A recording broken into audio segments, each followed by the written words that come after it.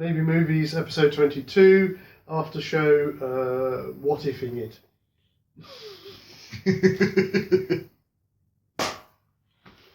And that's the thing, because we're doing it like this, we can just leave all of that in as well. Yes, we can, yes. Okay, yeah, so we have lots of notes still on this, on the second and third act of DieCop. It was a bit of an unexpected end, so rather than letting those notes sit gathering dust until they're found by someone sifting through the remains of the old world in a couple of 100 years, we thought we'd just do it as a bit of an after-show thing, or something extra for our lovely patrons. Yeah, just make some use of them. We hope you enjoy this. It's just us rambling, but we thought we'd give this a try and see what you thought of it. Anyway.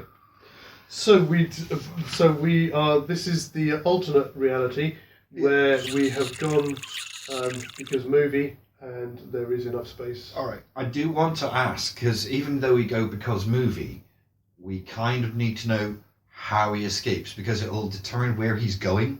Yeah. If he ends up in the air ducts, no problem.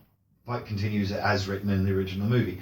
If he finds some other way to escape, then he's going to be somewhere else in the building, and it's going to change things going forward.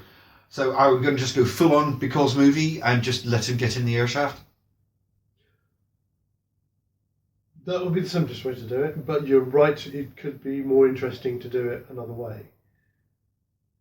Yeah, because his next action, it will be determined about where he goes, because he's still trying to evade them, isn't he? And he ends up in that fight with him and Marco, and the gunfight under the table because of where he goes in the air shaft. So what about he falls,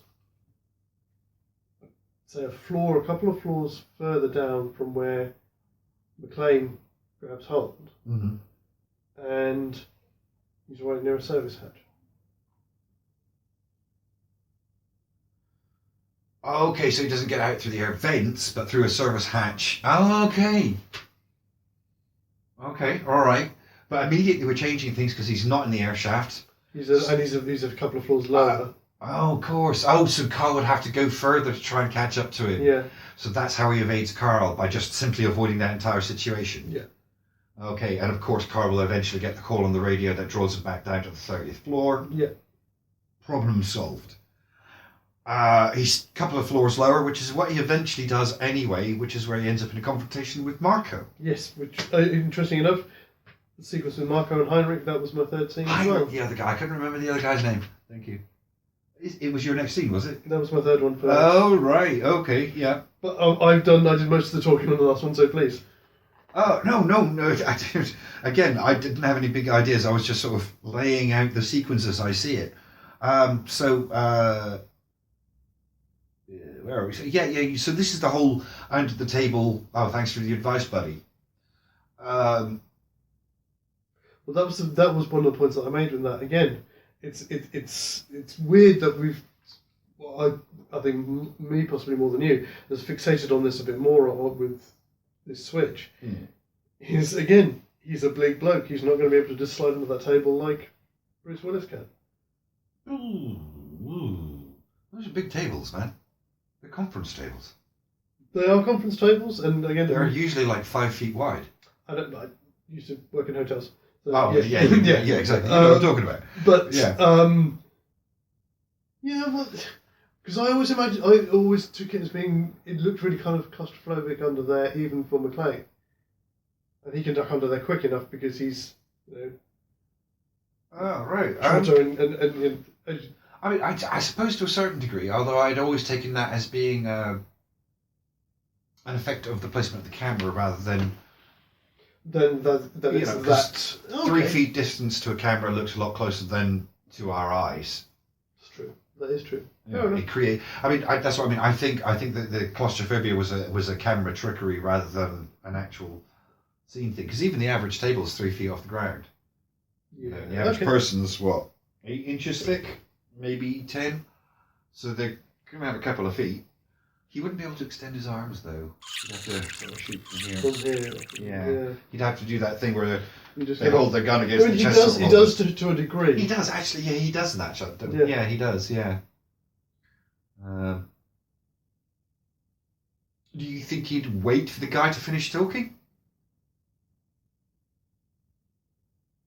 I think You by know, this, the bit when Marco goes, I think this is one of those moments that again, it would be an interesting development for the character. I think prior to this, there'd be a lot more stuff like that, like you get when Marco turns in, where he doesn't want to shoot. Mm. He's reluctant to do so. So I think we would have seen some of that earlier on. But I think this is the turning point for Murphy's character, that he realises that if he wants to play at this league, he needs to up his game. Yeah. He's tried being Mr. Nicey Mr. Nice Cop. He's done the stealthy thing. Yeah.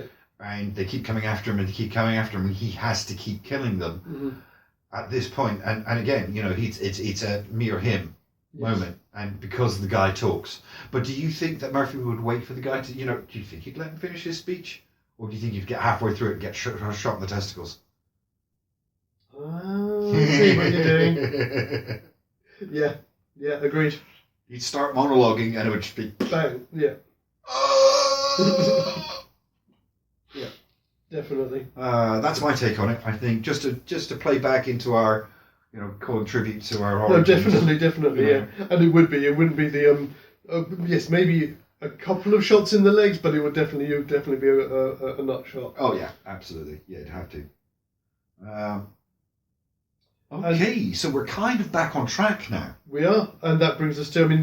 Did you want to say anything? Because I know you brought it up earlier, and I did make a couple of brief notes about his conversation with Hans. Oh God! That's yes, because the tail end of this scene. Well, yes. Again, all right. Again, this is one of those character moments in the original conversation. McClane does the whole Roy Rogers yippee-ki-yay motherfucker bit. Yeah. What's Murphy's version of that? Because TJ Laser doesn't appear to have a catchphrase. He does. Has the whole. Does he? I need you to go back and double check it. What, Dead or alive, you're coming with me. Yeah. Okay. Because so maybe it's not like the cowboy way. Maybe it's that, you see it as black and white, like, cops and robbers, that kind of thing. Well, yeah, kind of maybe TJ Laser, Yeah. I hadn't, but no, yeah, I could see it. It would just be a different conversation. But instead of yippee-ki-yay, it would be dead or alive. You'll be coming with me. Well, actually, no, I like what you just said there. I'd say Hans makes some reference to it. You see things too much as black and white. Yeah, dead or alive, you're coming with me. Yeah. That black and white. And then, but I think. But my one suggestion is dead or alive, you'll be coming with me. Yes. A threat. Yeah. Definitely. Yes. That's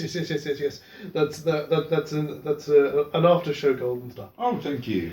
Because I like that. Because what I thought we don't. We've seen the big TJ Laser plushie, but we've not actually called it out in anything. So it's apart from my kid loves the show. Yeah. Kind of reference in the conversation with Argyle. Which I thought later on, when they bring Hans the TV. Yes. There's a commercial playing for TJ Laser, and then it'll cut to the newscast or whatever. Yeah, gold star you. Yeah, I like it. And then so at this point we're not quite up. We're still in Act 2, then, aren't we? Because we are still in Act 2. So much happens in this movie. So much happens in this act. But at this point, things start running on rails. Al arrives. Al leaves. Desperate, Murphy drops the C4. I think he'd think of that. Yeah. What? Lewis arrives. Lewis, sorry, yeah, not Al. Which again, even that scene itself, that's a lot different because it's not. Obviously, it's not. What's her name? Jolly bloke. Yeah, in the car. It's a pregnant woman in the car. Yeah. Going down that drop. Yeah, and there'd be more of her checking her belly. Which again, because we didn't specify earlier on, would just call to it, showing, don't telling. Yes. She's checking her belly, making sure she's okay. Yes. Yeah, absolutely. It'd be a little bit more terrifying, I suppose. Couple of very I'm sure you recognised when Robertson turns up, Paul Gleason from Breakfast Club. Yes, of course. Uh, And he will always be principal for me. Yes. Always. But the other one as well, which it was a few watchings before I noticed. The other cop that's with Powell, the one who's on the radio all the time, doesn't have a name. Not the SWAT guy. He's the other one of the LAPD who's on. He's always on the radio. He's always coming up and saying he's the one who turns up and says the FBI have arrived.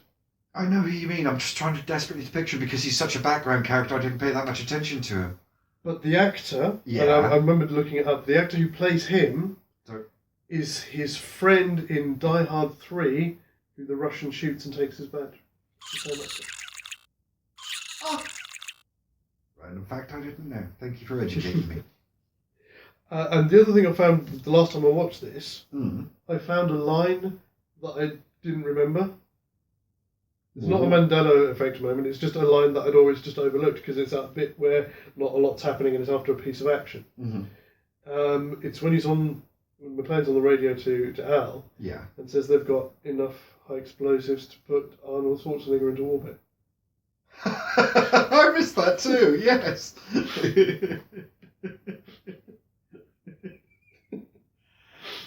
Which would have been a slight nod to Commando.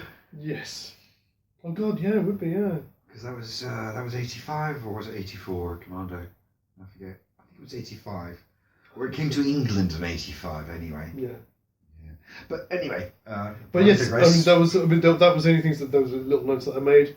I think a lot of this is going to start running on rails. Yeah, and again, one of my favourite lines, which has come right at the end of this act. Yeah, I see him.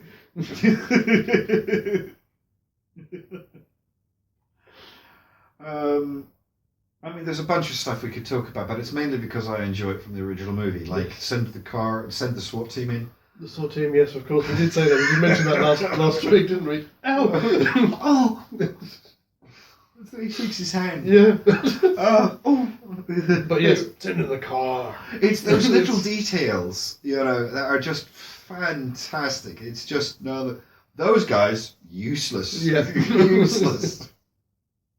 Everything about it. It's almost so characterish that it reminds me of the SWAT team at the end of the Blues Brothers. The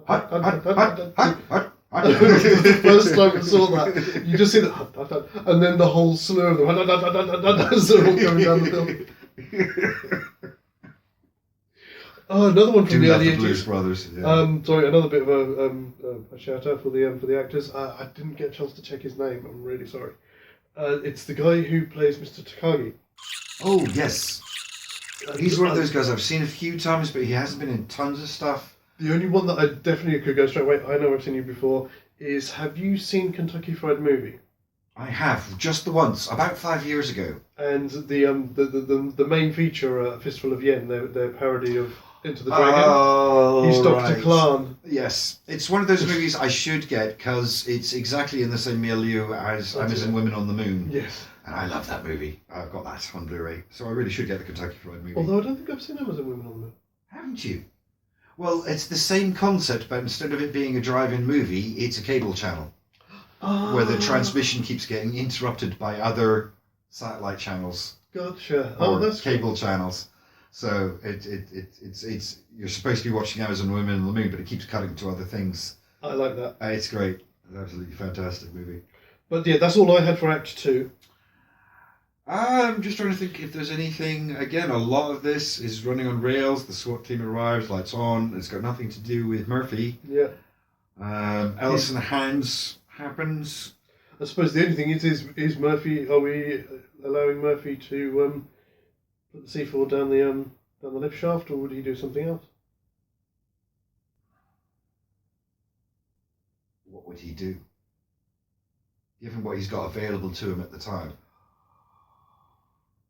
No, it's possibly what he would do, but it wouldn't be anywhere. Hey, we're what-ifing here. Well, that's true. Grabs another chair, because he's not in the room where he broke the window, is he? At that point. No. So, yeah, smashes another window. There's your fucking detonators. Throws them out into the street. What, like so just throws the bag. No, just throws the bag out. not sure how that works.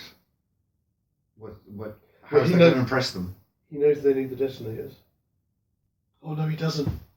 Forget it. Sorry, I'm metaing there a bit too much. Yeah, because he drops the C4 to stop the guys from firing on the APC. Yes, but he also thinks at that point that he's used all of the C4. He doesn't figure out that there's more of it until he meets Hands Up in the Roof later. That's right. Yes. That's what I wasn't taking into account. Yes, that's Act 3. That is. Yeah. Is it Act 3? That is Act 3. Yes. Yeah. Yes, it is. Yeah. So yes, no. So that wouldn't work. I can't. What else has he got that he could possibly make a big enough noise with? No, I was looking at it from the point of view is that he knows he's got to get rid of the detonators, and that's the easiest way to do so. You want them, there they go. Oh, I see. But of course, no, he doesn't know that yet. He doesn't so know he that can't yet. know that. Yeah. No, as far as I'm aware, that's all just a way to stop the Yes. SWAT team from getting obliterated, basically. It's a nice thought, but unfortunately, that plot point comes up in Act 3. I don't know. We are what ifing. Maybe. No, Is he that clever? Is he that clever to have worked out what they're up to? Don't know.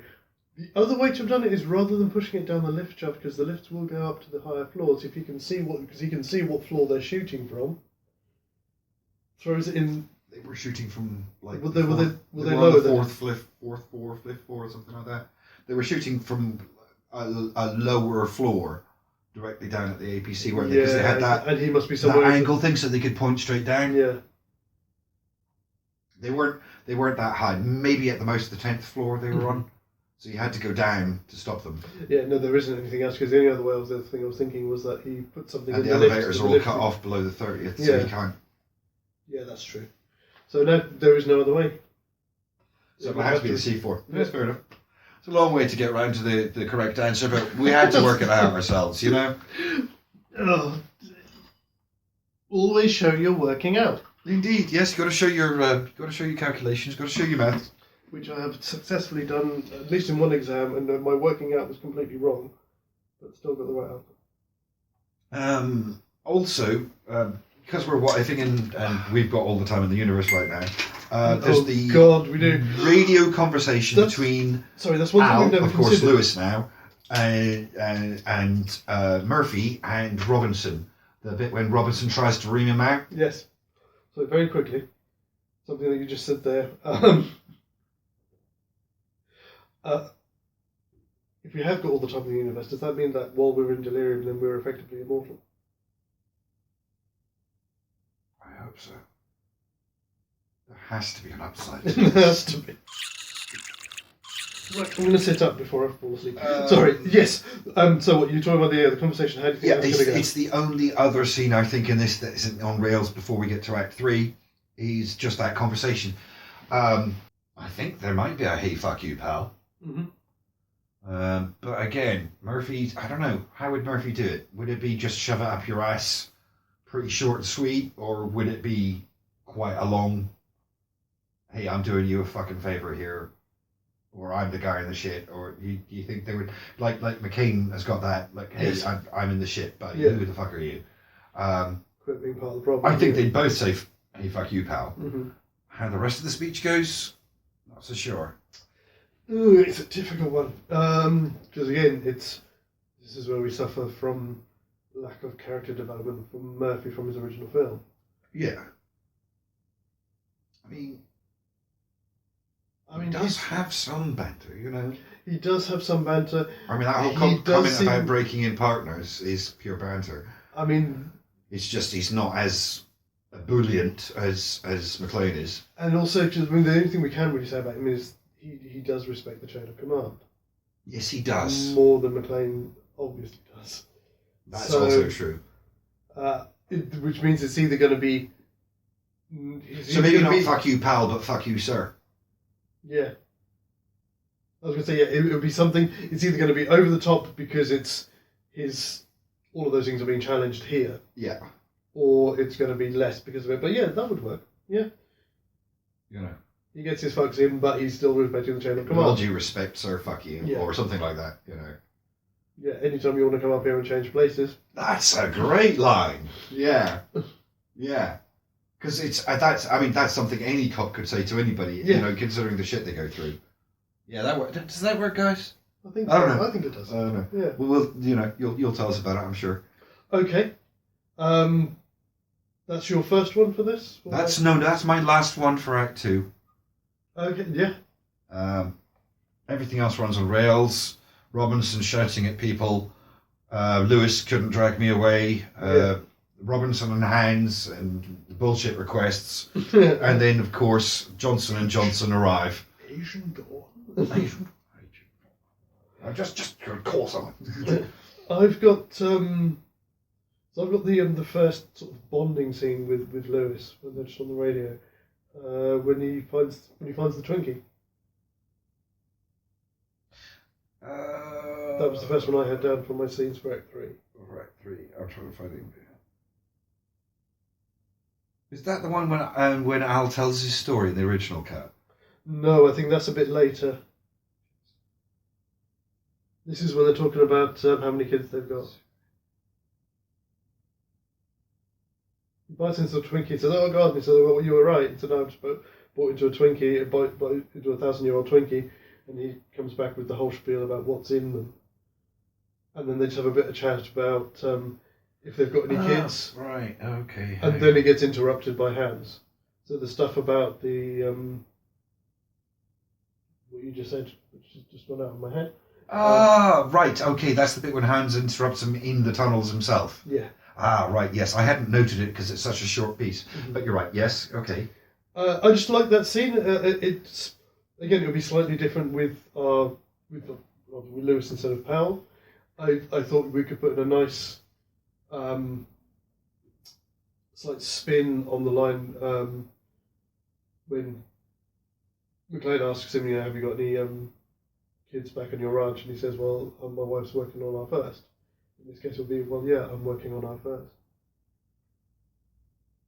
Which would be Lewis's line back to Murphy. Would he be working? Yeah, she's working on their first kid. And she'd be doing that. Yeah. As she says it. Yeah. Yeah, I can see it. Yeah, totally. Yeah.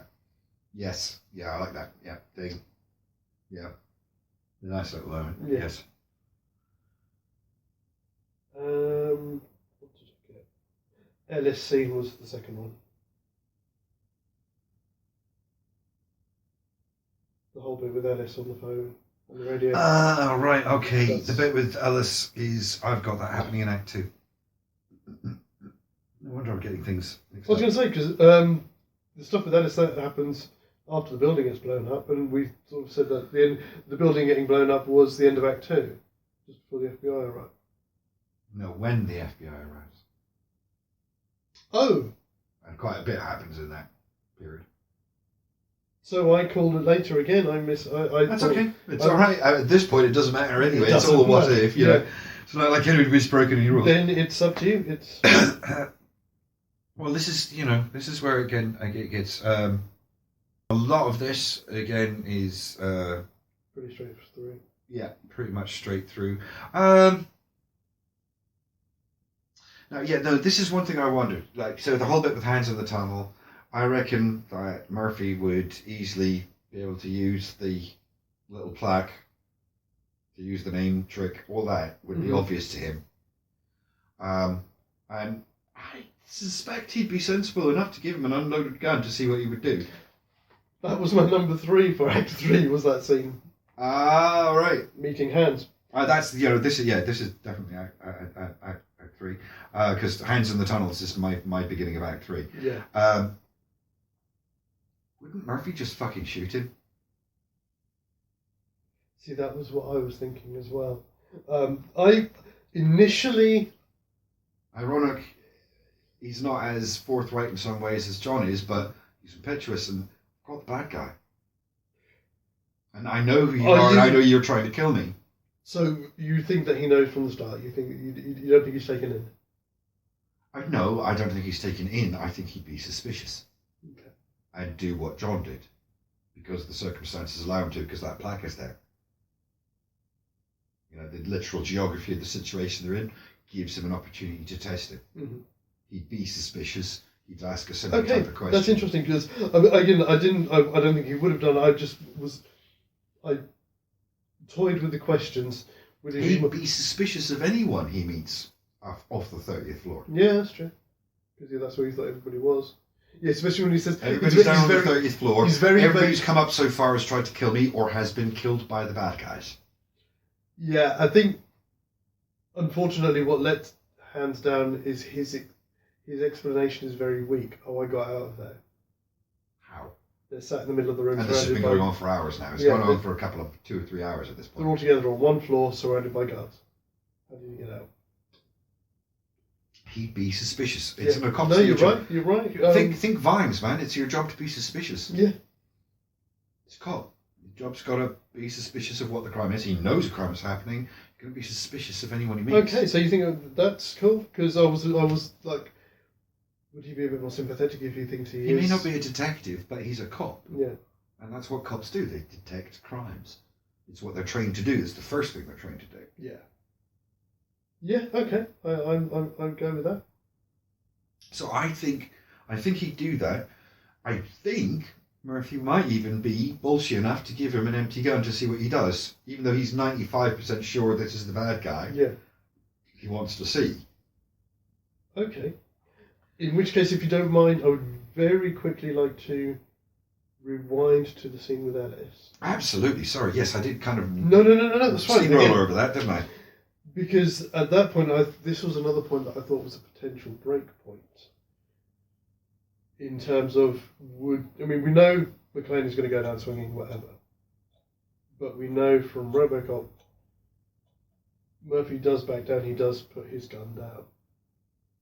The only time John does that is when he knows that he has to do it. It's an act because he's got the gun behind him at the end. So when he's threatening Ellis, it's a point where I had to say, Murphy, actually surrender. Okay. So much has happened up until that point. I know. Now that you've started to lay out your argument, I could see a situation where you might convince me that Murphy might give up the detonators. Yeah. Don't see him surrendering to them. Maybe he'd send it down in the lift like he did with the gun. Which is odd enough. Right as you were explaining that, in my head there was a lift going down with a chair with all the bag on it. I don't like it because it makes him a different. But he's a Verhoeven character and he's not. Yeah, McTiernan character. Yeah, he's got that bit more. I can see that. No, you've got a good point. He's probably. It's not that McClane's more callous, but he understands the ways of the world. He understood that man was dead as soon as he started talking. Yes. Whereas I think Murphy would continue to bargain. Yeah, I think that there's. Do you think they'd still kill us anyway? Or do you think they'd continue to use him as some kind of leverage? I think Hans isn't the kind of man to waste an opportunity. Yeah. So they'd keep him around. I think they keep him around. Just in case. Mm-hmm. But of course, the instant he stops working. Exactly. Bullet in the head. Yeah. Okay. All right. I buy that. That changes the scenario going into Act 3, though. Because they've got the detonators. They do have the detonators. Their plan is going ahead. Mm-hmm. I mean, things still have to happen. All right. Okay. So, no. Because Hans doesn't have to go into the tunnels to look for the detonators. He won't meet Murphy. That's what he was doing. He was going to check the explosives to see if they had detonators in them. He didn't have to check if he had the detonators in the bag. It's true. Have we broke it again? No. Wait. I don't think we've broken it. I think what we've done is he won't meet Hans in the tunnels. He won't be Hans in the tunnels. There won't be the shootout with the glass. Yes. Oh, right. Okay, well, no, this puts Murphy in a better position. Or worse one, because it means there's more terrorists. Because the two other terrorists. When Karl. Oh, I see what you mean. Yes, but he he's takes not out injured. because there's the other guy who he shoots when he comes out the elevator, and then the guy who he shoots who goes neck first into the glass. Yeah. Yeah, of course. Yeah. So it changed with. So he's now got two other people he needs to deal with.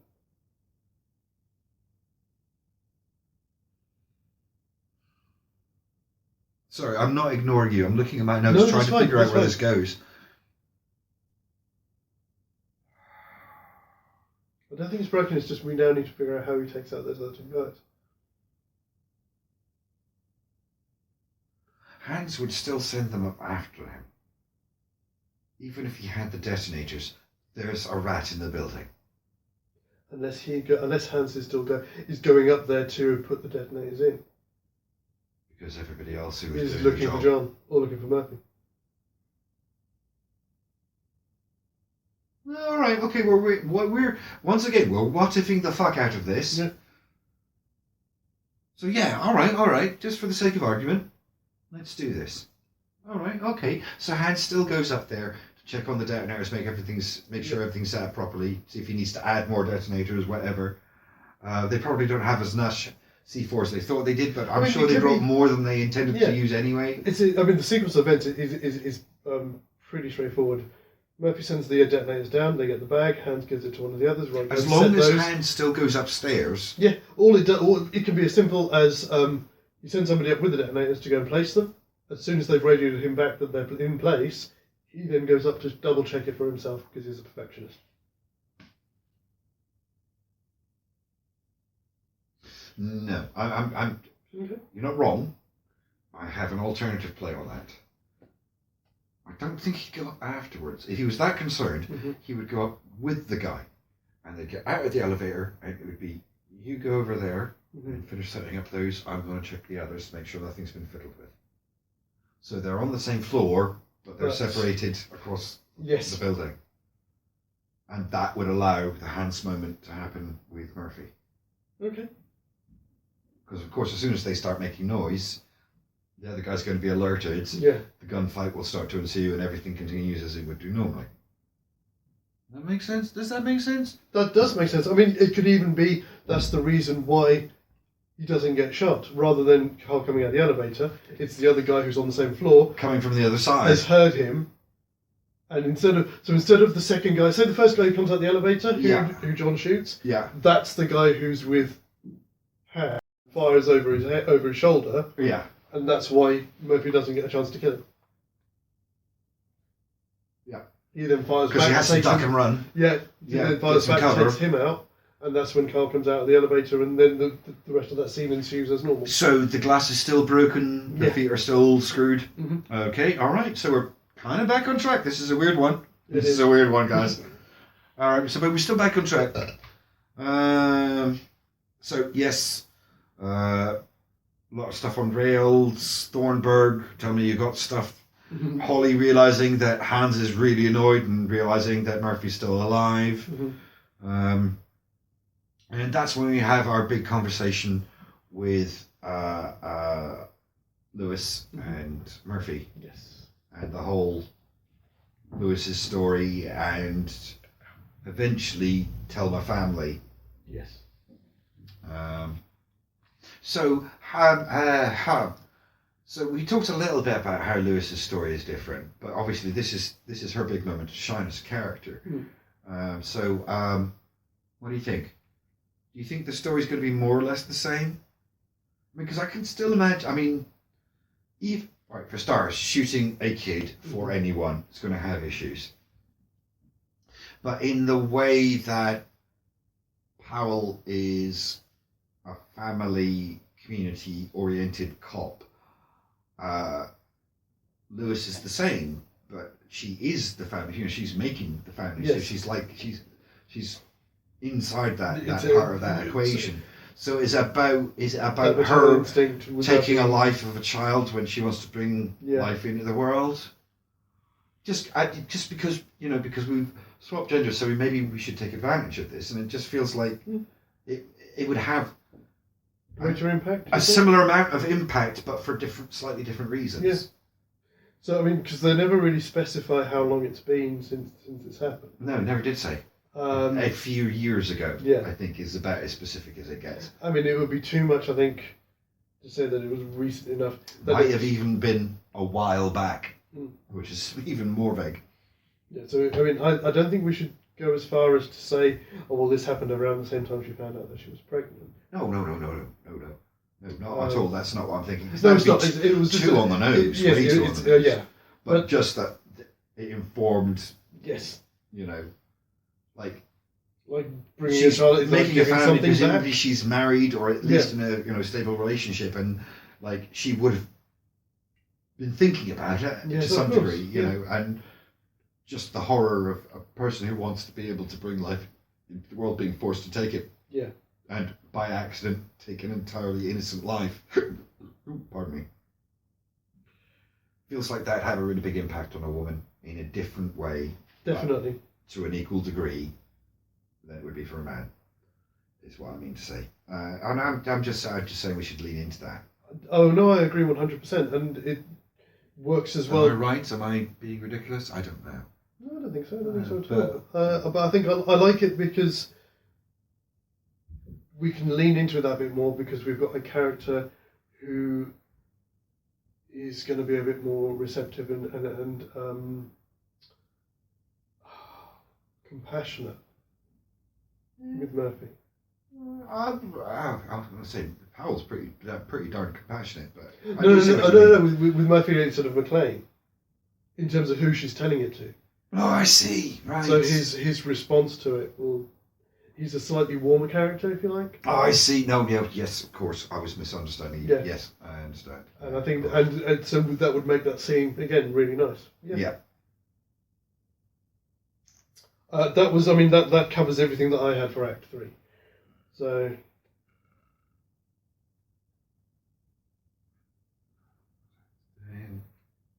Right. Again, and it's just because of the differences in the character. The only one that I've got left is the final confrontation with Hans. Mm-hmm. Do you think that Murphy would think to strap a sidearm to his back? No, I'm not saying that he wouldn't. I'm just asking the general question because he is a different character. He knows he's got the gun. He needs to.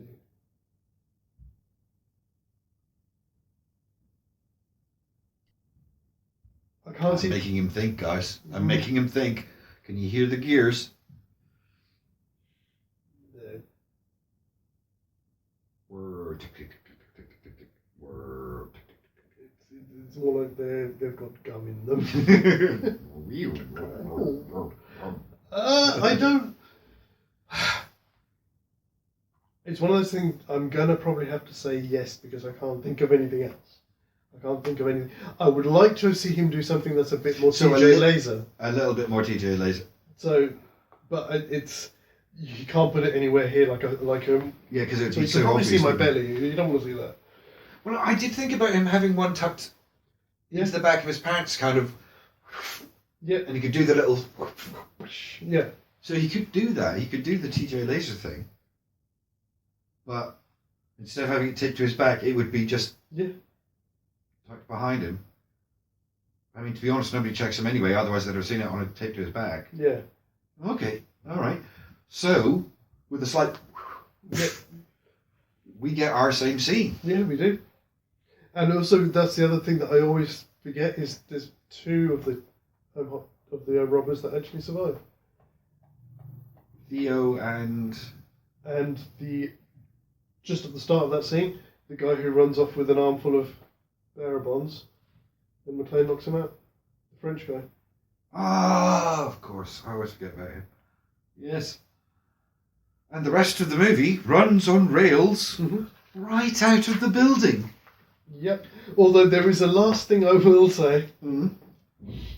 Again, it's a line that I only properly listened to when I watched it most recently. After the whole bit with the scare at the end, with Karl. With Karl and Lewis pulls a gun and shoots him. And as and obviously Argyle comes through the door and he's doing the last kind of bit. No, he's with me and all that thing. Yeah. And in the background, you can hear Robertson saying, "Two of you go inside and see if there's anybody else in there." Just two? What are you talking about, man? I've never noticed. I have to admit. I'm always focused on what's happening in front of us. Yeah. We'll see you next week once you've checked every floor. Well, there it is, folks. You can see what it might have been if we'd allowed Because Story to happen. And it works. It's typical, isn't it? The way that we've worked around it, we could have used in the actual thing itself. It would have been a viable.